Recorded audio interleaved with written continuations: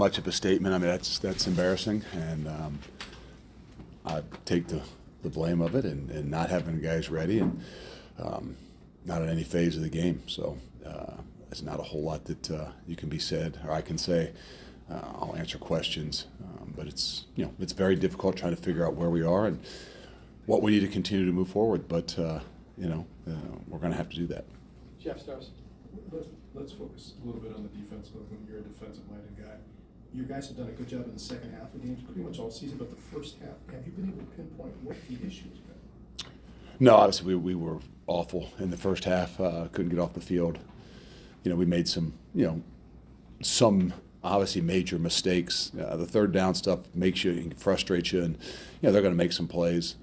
But the complete blown coverages on 2 touchdowns really put us in a tough situation, and then we were kind of spinning and spiraling and just couldn't get anything kind of gathered together and get somebody to step up.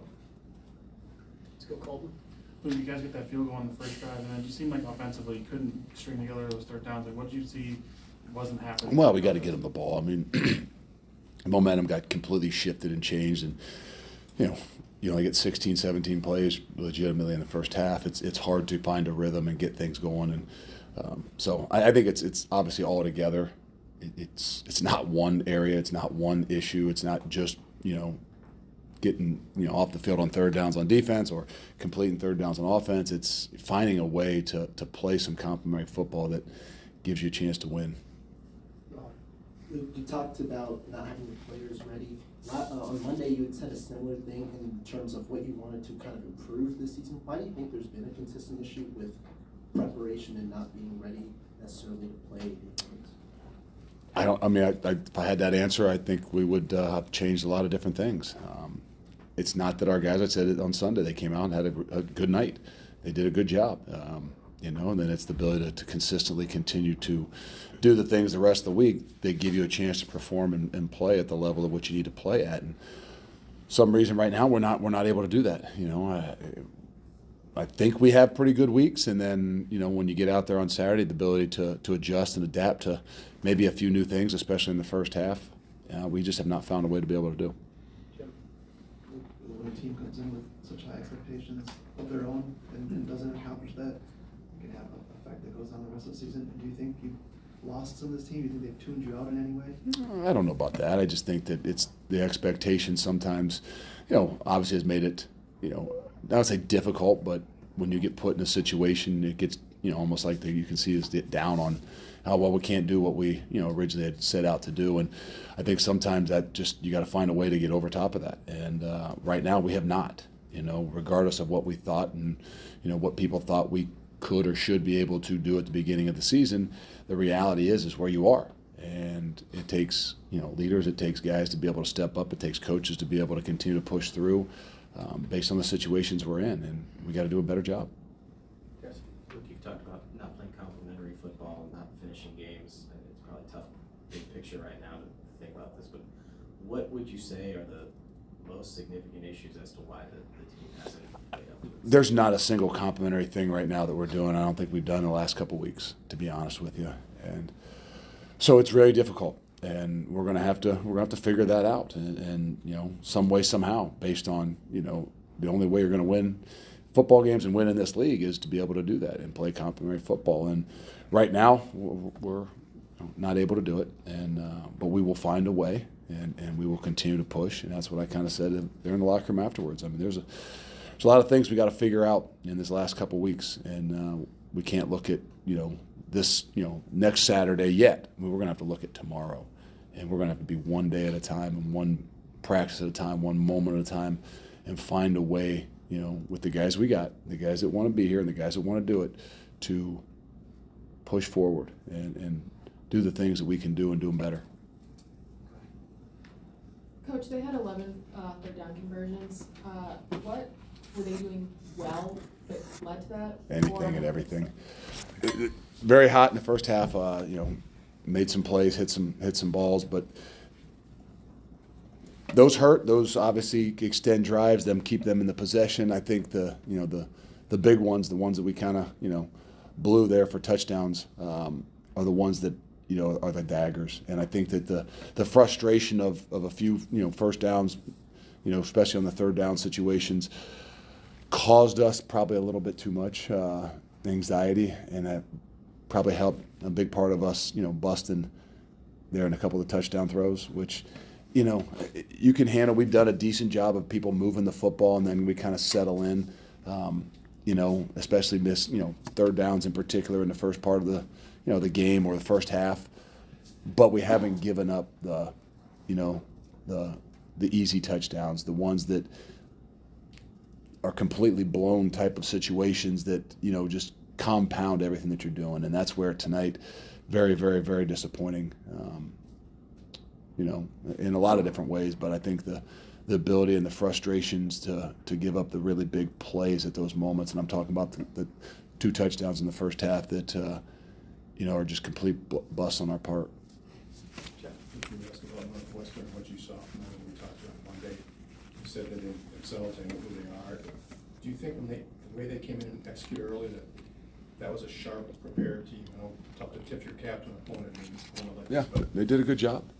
They did a good job, and your job is to not allow them to be sharp and to be on point. And so you can tip your cap to say they did a good job, but we also did a real poor job. And we've got to find a way to do a hell of a lot better job. Whether it's the first half, the second half, whatever, it doesn't matter. It's a 60-minute football game, and right now we have aren't playing 60 minutes by any means. Let's go Jake and then Colton. Luke, with Braylon, you got in the game, looked like the first couple of offensive series, and then not after that. It appeared like, was there any update on him in terms of why he started it and then? No, we didn't know if he was really going to be able to go, and the situation, it didn't seem like he was able to, kind of let loose and go. And we kind of gave him the opportunity, and we had to maybe see him in the first, first drive or so there. But I think it became a little bit evident that it didn't feel like it was good enough to go. Luke, kind of tagging on to that, offensive line seemed to struggle. They seemed like they were bringing some linebackers and safeties late. Like, what did you see running game wise that just wasn't able to click until maybe late in the game there? Oh, it didn't click at all. I don't know that late in the game it clicked at all. I mean, we ran a couple of draw plays, and that's, that'd be embarrassing to Wisconsin football to say you ran the ball on a couple of draw plays.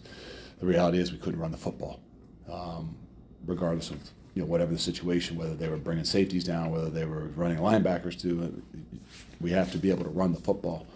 We got to be able to get off the field on third down. We got to be able to not blow. I mean, there's just, a lot of things that add up to give you a really difficult night, and it's I hope it doesn't get any lower than this. You made reference to finding out who wants to be here. How do you go about doing that? Like, how? There's a lot of players on this team. How do you find that out? We'll find out this week.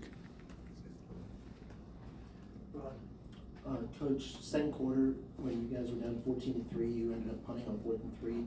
What went into the decision for that? I can't remember the exact time and when that one was, but we're not playing good enough on defense. It's really difficult to give them a short field, to be aggressive, So at that point in time, I think if that's the one I'm thinking about, we downed it down to the 8-yard line, and then the next play they run for 42 yards on a missed crack replace around the edge.